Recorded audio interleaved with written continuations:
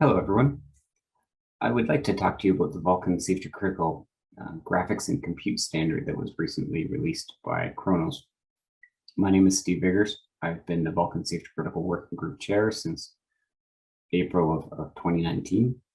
I'm really excited about what Vulkan Safety Critical brings to the graphics and compute industry and the use cases that it enables.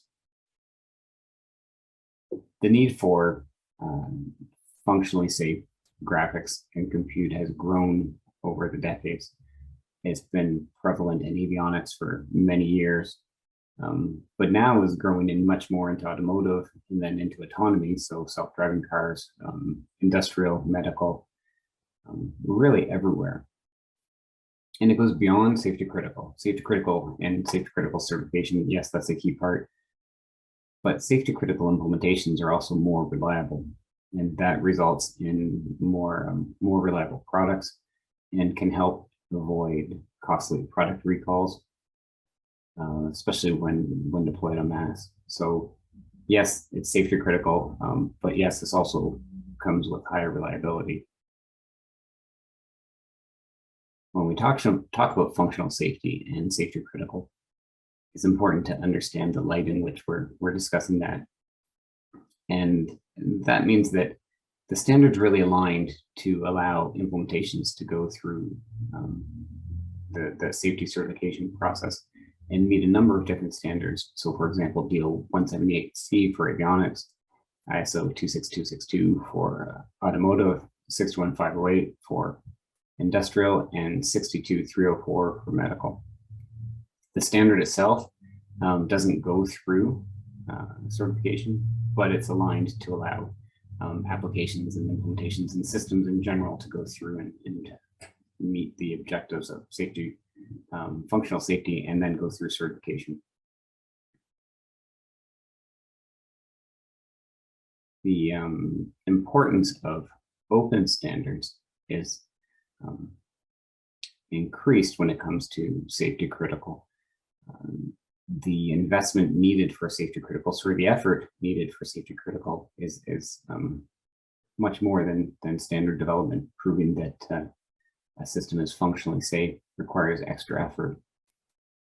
And to help capitalize on that investment and enable reuse, it is critical that the industry adopts open standards. And that's where Khronos is really uniquely positioned to enable that, and by publishing the open standards and that are supported across vendors and across implementations and adopted widely by applications. And it has a long history of doing that. Safety critical graphics have been around for quite a long time as well. OpenGL SC1 was released in 2005, and that has been prevalent since. It is extensively used in avionics. It's still extensively used in avionics. That enabled fixed function pipelines. Over the years, though, the demands for safety critical graphics, demands on safety critical graphics has grown. So for example, augmented displays, augmented vision, applications like that. And that resulted in OpenGL SC2 being released in 2016. And that brought programmable shaders. And that was a big advancement, and that has been widely adopted and received as well. But past that, we see Vulkan Safety Critical as the next generation of safety critical graphics and or compute. Vulkan supports graphics and compute, or graphics or compute.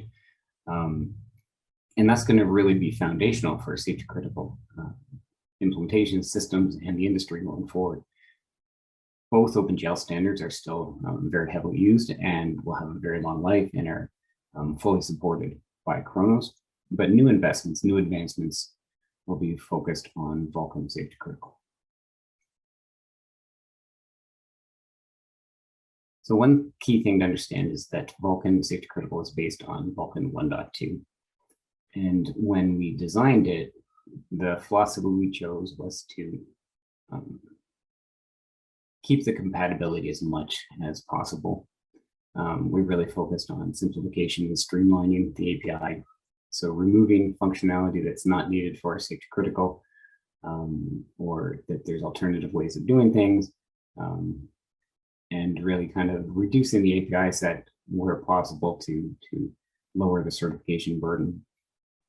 We also focused on deterministic execution time and deterministic results, and that led to offline compilation and static memory management. And we'll talk more about both of those. We also focused on robustness, and that led to defining undefined behavior, trying to eliminate undefined behavior within the specification, adding additional fault handling, investing in the CTS test suite for compatibility across implementations, and aligning the Vulkan safety critical standard with MISRA, and we'll talk a bit more about those as well. So for robustness, we've added additional fault handling to help applications interrogate the systems to get notified of faults and to be able to handle faults. And that's a key part of any safety critical system is addressing faults within a deterministic time frame. We kept the Vulkan design philosophy, though, of not requiring extensive error checking on the implementation side. There are numerous valid usage statements that give the application guidance on how to use Vulkan. And when it comes to safety critical certification, that the certification testing and validation, that is really divided across the implementation and divided across the application. It is quite often up to the application to ensure that it's providing valid input to the implementation. This is where implementers will provide documentation that clearly specifies the divide of that responsibility, what part the implementation is doing and what part's the application responsibility. The conformance test suite really helps from the standpoint of portability and ensuring that the API is implemented in a compatible manner across implementations. And that comes back to open standards and return on investment, being able to move from one implementation to another. And we also tried to align the specification with MISRA-C. We were limited in what we could change because we're heavily based on Vulkan 1.2, and we wanted to keep that compatibility. But where we were able to make changes, we did. In order to achieve determinism, one of the key things is offline compilation, and that follows the model implemented by OpenGL SC2, where all compilation is done offline ahead of time. Online compilation it results in non-deterministic behavior, and that's just not okay for safety critical. As well, it reduces the certification burden for implementations now that they don't need an online compiler. How this is accomplished is through a JSON schema. So the JSON schema provides information on the pipeline definition, related states, and corresponding SPIR-V data. And that gets passed into a implementation-specific offline compiler that generates pipeline caches and some additional information about the pipelines that were compiled. And those pipeline caches are provided by the application during runtime to the implementation. There's more information about that on the Vulkan Safety Critical website. There is a great blog post that talks about this in more detail, and I encourage you to go read that. Another area that was key for determinism was static memory management. Non-dynamic allocations and deallocations result in fragmentation and garbage collection, and that all results in non-deterministic behavior. So this follows, again, the same model as OpenGL SC1 and OpenGL SC2, where there's no dynamic allocation or deallocation on implementation. How this is accomplished now is that the application needs to provide the upper bounds for object counts. And during runtime, the upper bound requirements have been pre-allocated by an implementation. So the application can create and destroy objects, but only within those object count boundaries. And that results in the implementation not having to have dynamic allocations at runtime. That is also covered more in the blog post. One of the other questions is, how do you develop for Vulkan SC or port from Vulkan to Vulkan SC? In most cases, applications will have to be written for safety critical in order to meet all the requirements for certification. But in order to help with the development environment, Vulkan safety critical is meant for resource constrained and embedded systems. Quite often, those will have safety critical operating systems which don't support dynamic memory as well for the same reason. So things like loaders and layers won't work. It is possible to develop on Vulkan and port the application to Vulkan SC. And that allows the developer to have take advantage of all the powerful development tools that exist for Vulkan, but then move their application with limited effort to Vulkan SC. It's important to keep in mind the differences between Vulkan and Vulkan SC when doing that development.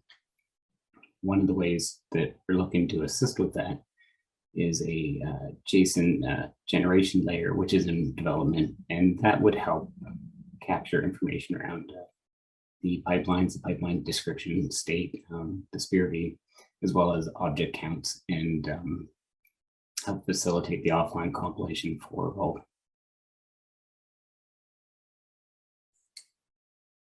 So what's next? How can you get involved? Vulkan Safety Critical is publicly released.